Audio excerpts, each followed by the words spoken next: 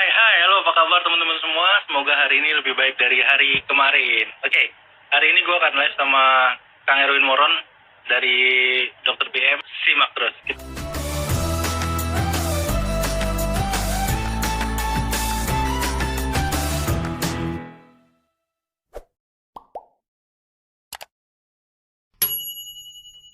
Nah, tapi bisa udah kelihatan kok udah di share ya malu ya? Ya, coach ya. Udah masuk ya? Udah masuk belum masuk. sih? Udah masuk Ya, tadi gua lihat. Udah. Nanti tinggal kita Alhamdulillah. ini aja, tinggal repost. Nah, nanti gue edit juga, gue masukin ke YouTube ya Kang, kalau itu. Boleh. Sikat.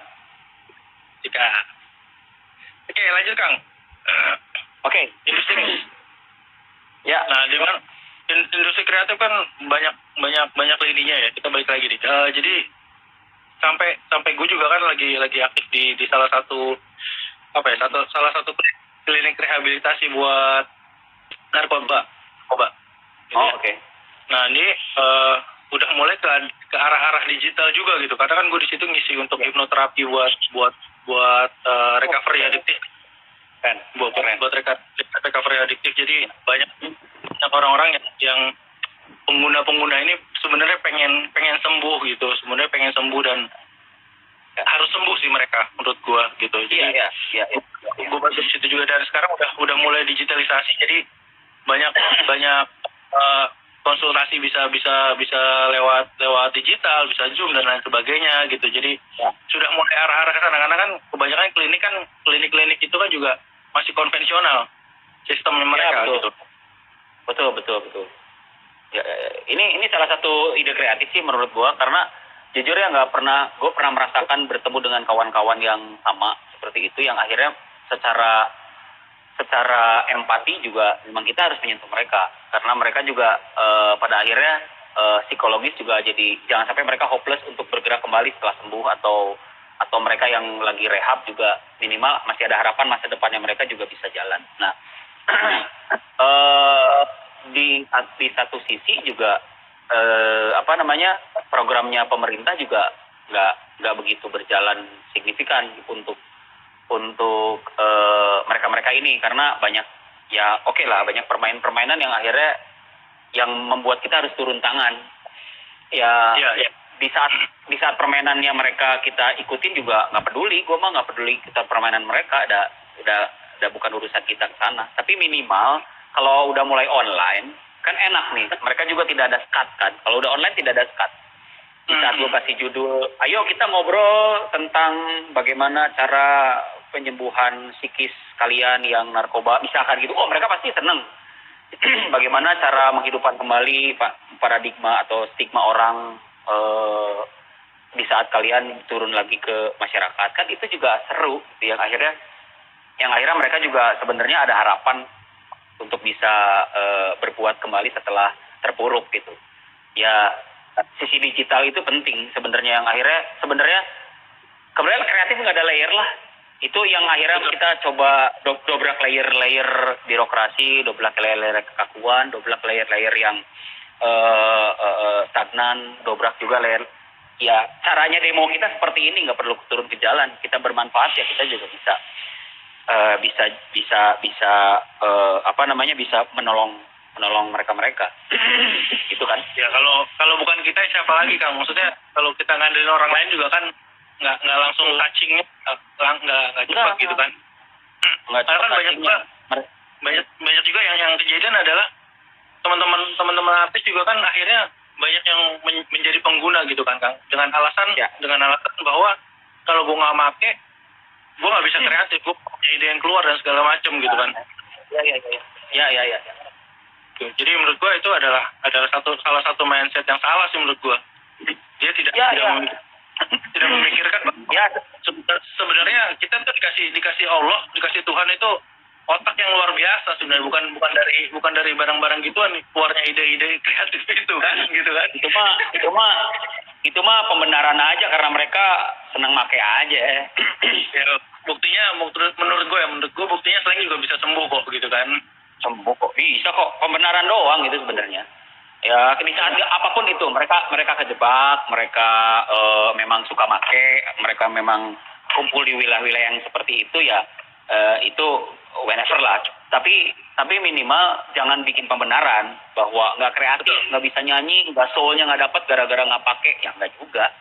Ya kalau habitnya mereka seperti itu ya silahkan, tapi ya tetap lu harus amanin diri lu sendiri.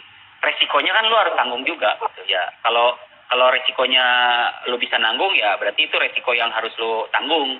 Tapi di saat lu bisa grow up dan kembali, ya gue nggak mau juga, karena gue nggak mau katanya nih misalkan gue nggak mau katanya oh narkoba tuh bahkan gue narkoba juga, nggak juga, karena gue cukup melihat aja. Oh begini. Coba deh kalau gue pernah merasakan gue pakai, tapi kan gue berpikir yang realistis gue masih besar gitu. Oh, taste seperti ini, kalau minum jadi begini, kalau ngeganja jadi begini, kalau pakai, untungnya nggak pakai kimia. Jadi akhirnya gue nggak pernah menyentuh itu gitu. Jadi akhirnya, oh ya udah, kalau kimia gue tahu di depan mata gue jelas banget gitu kan. Pada akhirnya teman gue yang mati banyak gitu kan, yang masih muda, yang akhirnya membuat sedih. Kan efeknya yang membuat sedih istrinya, yang membuat sedih keluarganya, yang membuat akhirnya sedih anaknya. Itu kan efek yang besar yang akhirnya gue nggak menyentuh itu. Gitu kan. Logika gue masih jalan waktu itu. Ya akhirnya untungnya logika ide kreatif juga gue pasang di sini gue, bukan di sini nih. Gue pasang di sini gue. Empati ke diri gue sendiri, keluarga gue ada di situ, semuanya gue pasang di sini. Pada akhirnya walaupun gue masuk ke wilayah entertainer yang gue coba, nggak mau katanya, gue coba tes, tapi gue masih tetap ada rasa yang anjing, gue nggak mau rusak badan gue begitu panjang, udah cukup. Oh begini ya, efeknya begini. Ternyata nggak enak juga, lebih baik gue nyanyi dengan yang segar bugar. Oh, fisik gue mesti dijaga kok. Nah, gue juga harus nyanyi atau harus berkarya dengan sadar, biar akhirnya gue juga bisa berinfluence, ngambil influence dari yang bagus-bagus. Ya, wherever lah itu, cara gue seperti itu, tapi minimal bener kata coach bahwa sekarang adalah empati kita harus kita curahkan ke orang-orang yang memang notabene pengen hidup kembali dari wilayah yang itu gitu, walaupun sudah terjerumus. Nah, inilah yang akhirnya salut, respect buat coach kalau misalkan berada di wilayah itu gitu. Itu sebenarnya gua nggak bisa, gua belum bisa,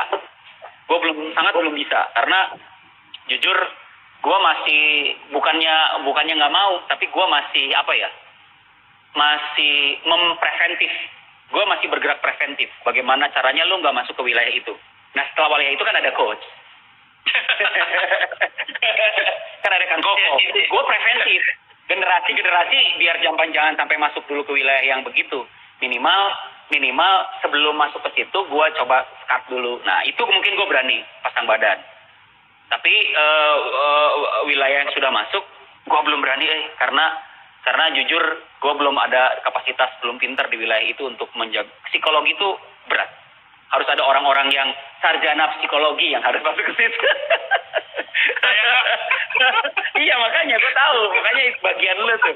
Gue bagian preventifnya karena gue turun ke jalan gitu. Gue turun di jalan, gue ada di jalan, gue ada di lapangan gitu, yang akhirnya, "Woi, stop lo, jangan menu-menuhin tempat kan koko nih di sana gitu."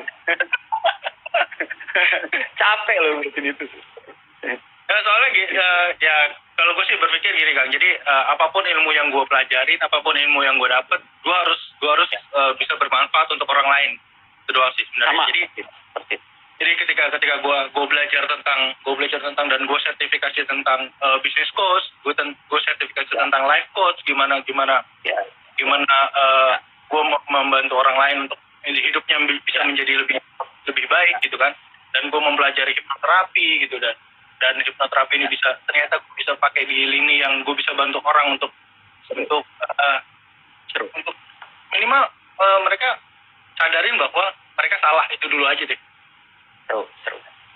Jadi perbaikan itu bukan dari disuruh orang. Ya. Tapi dari perbaikan memang dari diri lu sendiri. Ya. Lu mau perbaikin gitu kan. Ya. Nah, kalau Kang Heru sendiri pernah dapat stigma itu nggak sih? Pernah dapat stigma pemakai dan segala macam, karena kan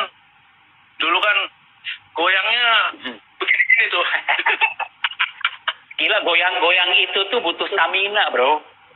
Iya, itu gila sih beneran. Itu gila sih beneran. Kalau nggak ada stamina, gue sesak napas pingsan, kelar. Itu makan tenaga gitu. Walaupun di tempat doang gitu. Gue pernah nyoba, bro. Goyang seperti itu di satu panggung, gue minum. Kelar udah.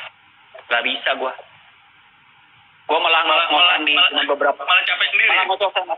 Malah ngos-ngosan di tengah-tengah lagu dan akhirnya gue nggak bisa menghibur kembali gitu. Yang akhirnya gue cuma pingsan. Ya terus akhirnya kan yang dirugikan adalah band gue sendiri. Gitu. Ya. Ya, jadi akhirnya gue cuman paham bahwa enggak deh, gue butuh stamina gitu. Apapun itu bentuknya, gue butuh stamina, gue butuh pikiran, gue butuh apa segala macam. Kalau memang stamina-nya udah banteng ya udahlah, oke lah, banteng aja gitu. Tapi gue stamina-nya nggak banteng nih. Ada beberapa kawan-kawan yang banteng, ya udah, lu boleh lakukan itu, tapi ya lu siapin resikonya. Tapi kalau gue, gila, gue pernah sampai pingsan. Itu berapa titik tuh karena capek dan stres tur. Akhirnya gue coba, panggung ini gue kayaknya stres, tolong gue coba dulu deh. Bener nggak sih kayak begitu gue minum? Ya akhirnya gue juntai juga. Lu sih bego gitu, orang harus punya stamina yang kenceng, lu malah minum lah. Akhirnya ya habis lah gitu. Akhirnya bukan malah yang gue bener gue bukan malah gitu. Bener gue ganja gitu terus akhirnya yang falas gue kemana-mana gitu karena kering kan di sini, gila lu, gue harus minum terus. Wah gila, malah beser, malah kering, nggak ngaco deh, ngaco. Ya akhirnya untungnya gue cukup dengan udah pernah nyoba dan gagal. Kayak gitu tuh pasti gagal. Ya sudah, akhirnya stigma gue kan nggak terlalu hebat di media. Yang hebat di media kan ya lo tahu, band-band yang udah langsung ke lifestyle-nya juga kena gitu. Baru naikin ke media kayak Slank, kayak apa segala macam. Itu akhirnya ya mereka pilih untuk memang lifestyle-nya mereka seperti itu gitu. Tapi gue belajar dari mereka juga. Pada akhirnya lifestyle itu dibutuhkan di saat industri itu terjadi persaingan yang sangat ketat di tahun itu gitu. Cuman mereka kan banteng semua. Kalau gue kan anjir masih, bro. Tiap orang beda-beda. Iya. Tapi mungkin itu cara mereka untuk mensosialisasikan bahwa narkoba itu nggak baik lah, menurut gue sih. Jangan ya sekarang, dan itu banyak cara. Banyak cara, bener. Dan mereka kan pasti didengerin lah, mereka lebih sampai fatal kan, sampai ngeri kan mereka itu, sampai pecah, sampai hancur, sampai mau gila dan lain-lain kan. Mereka kalaupun ngomong pun mereka pasti didengerin. Nah, itu tanggung jawab mereka tuh sebenarnya. Iya. Jadi tetap akhirnya brand image-nya kan udah kebangun gitu ya, dan dia merubah message antara orang band yang tahu sendirilah seperti apa dan berubah menjadi lebih baik, dan mungkin mereka bisa jadi contoh sih menurut gue. Iya, dan gue menginfluence dan gue mengidolakan Slank, mengidolakan orang-orang yang berani masuk ke lifestyle itu dan sekarang sembuh untuk mensosialisasikan itu keren. Dan gue jujur bahwa pada akhirnya skill mereka sekarang di saat mereka sehat, di saat mereka skillnya bukan akhirnya membuat lagu, bukan, tapi skill mereka membuilding image-nya mereka sekarang itu jujur gue akhirnya akan mencontoh. Ya. Mereka berdiri dari keterpurukan, mereka berdiri dari kematian mereka berdiri lewat kesadaran mereka akhirnya bersimpuh di kakinya Bunda gitu untuk gue akan berubah. Itu gila, itu seru, dan akhirnya gue mencoba sampai detik ini gue tetap fansnya band itu. Di balik ada dua band, ada PIP, tapi dua-dua mereka ini yang akhirnya lu adalah idola gue sampai seumur hidup gitu, dalam bermusik, dalam mempackaging lifestyle, dan dalam men-sharekan sesuatu. Gue nggak peduliin masa lalu lu, tapi gue peduliin masa sekarang lu gitu. dan gue akan belajar dari masa sekarang lo gitu. Ya itu udah gue omongin ke personalnya masing-masing saat ketemu. Dan itu seru, itu pengalaman yang akan gue share ke orang-orang di lokal sebenarnya. Ya harus kayak gitu sih sebenarnya. Jadi banyak cara untuk kita bisa berbuat baik untuk orang lain lah. Ya. Berbuat baik untuk orang lain itu banyak banget. Jadi kreatif itu kan bukan hanya sekedar lu membuat sesuatu, tapi lu melakukan sesuatu juga kan itu sebuah kreativitas gitu kan. Betul. Dan lu meregenerasikan kreativitas lu ke orang-orang yang belum paham tentang kreativitas sesungguhnya. Itu keren. Harusnya memang seperti itu. Kreativitas sungguh itu seperti ini loh. Dan itu yang harus kita lakukan dan harus berani untuk diperbuat oleh orang-orang yang pernah melaksanakannya gitu.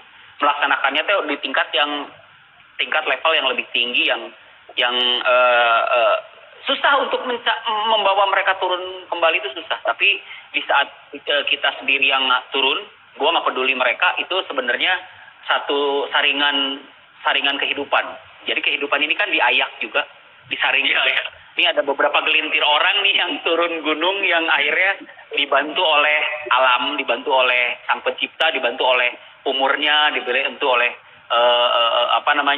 ekosistemnya. Yang akhirnya ya gue mungkin salah satunya yang mudah-mudahan terayak ya, gue turun di saat pas gitu, di saat ini kreatif dibutuhkan, apalagi sekarang COVID melanda dan kreatif menurut coach juga kreatifnya sekarang harus muncul, dan ini perannya kita semua yang harus turun.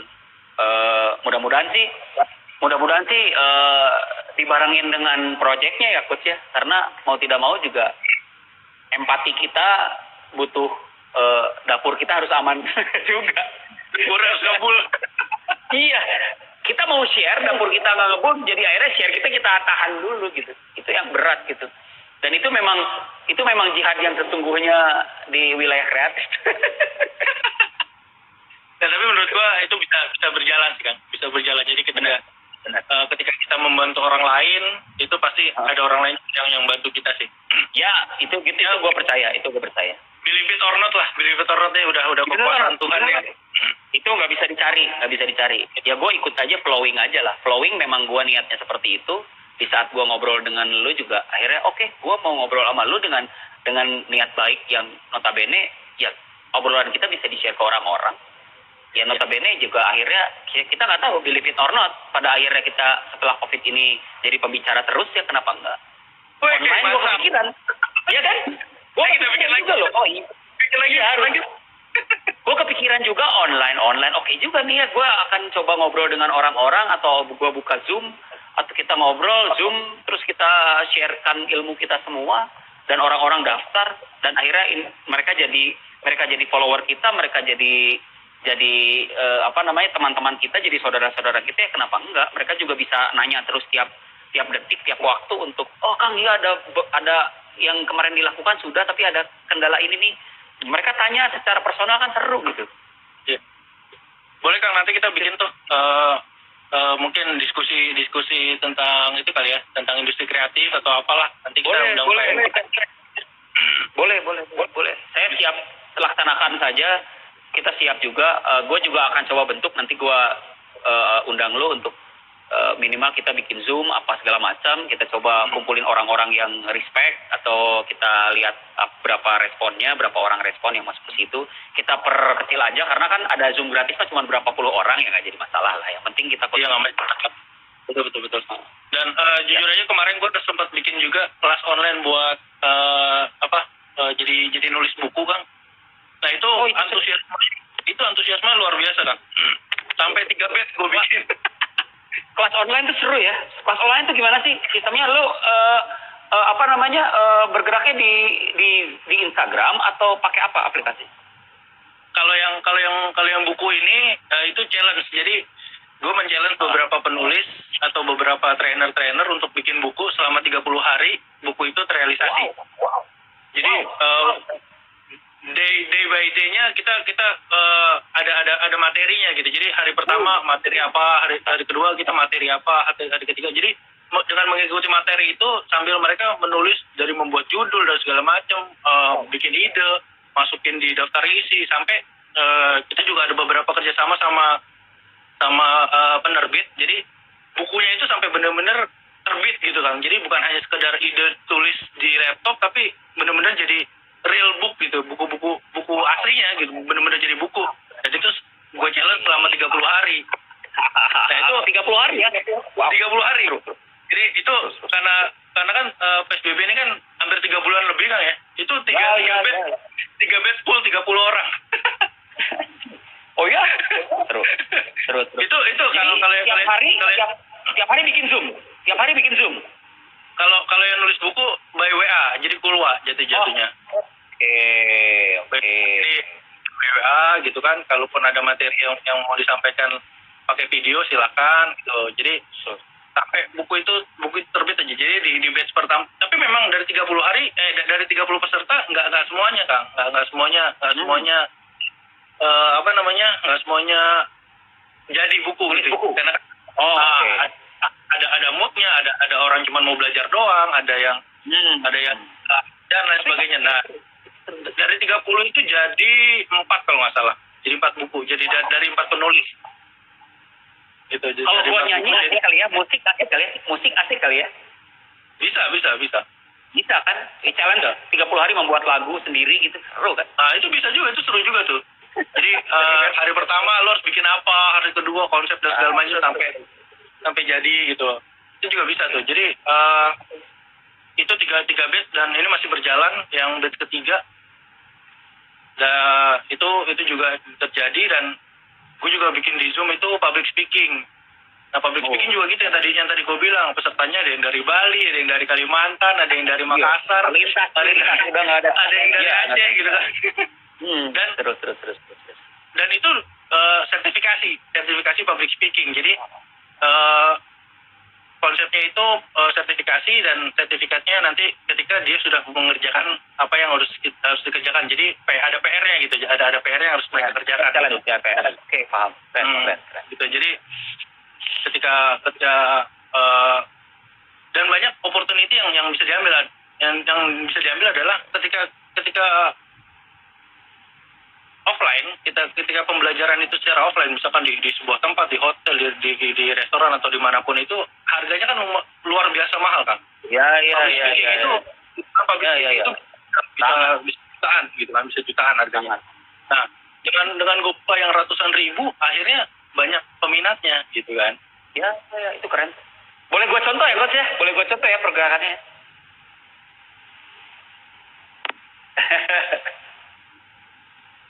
Cek. Mati, Coach. Ya, oke, sip. Nyala lagi. Sip. Boleh gue contoh ya, Coach ya?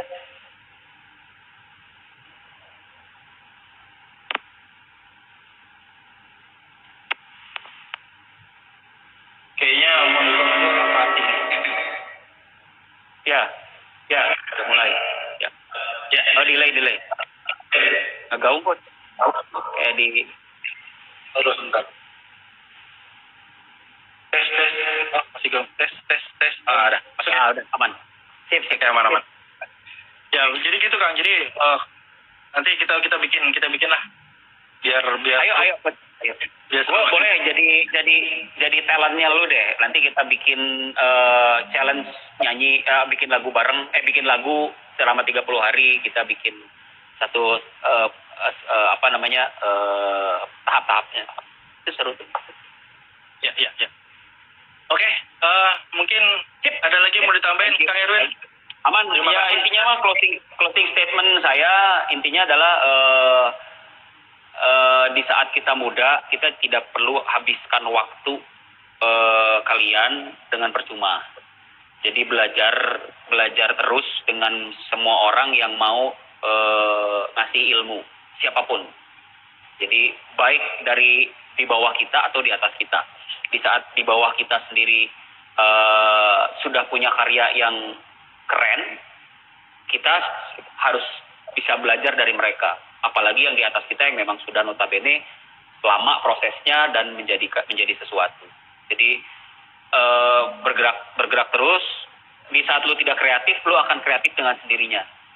Di saat lu tidak pede dengan kreativitas lu akan kreatif dengan sendirinya di saat lu bergaul dengan orang-orang yang di ekosistem yang itu. Jadi mudah-mudahan kita bisa kolaborasi bareng nanti. Mudah-mudahan kita coba bergerak. Jangan lupa follow Instagram Hipecraft ya, hipecraft.id. Yap. Dan Erwin Moron Official. Kita berteman, kita bersahabat bersama. Itu Coach. Thank you banget sudah diundang. Thank you Kang Erwin. Pencerahannya hari ini nanti kita bikin sebuah pergerakan. Harus pergerakan nih. Setelah kita ngobrol harus ada pergerakan, ini enak nih. Seru nih. Supaya Indonesia bisa lebih maju lah.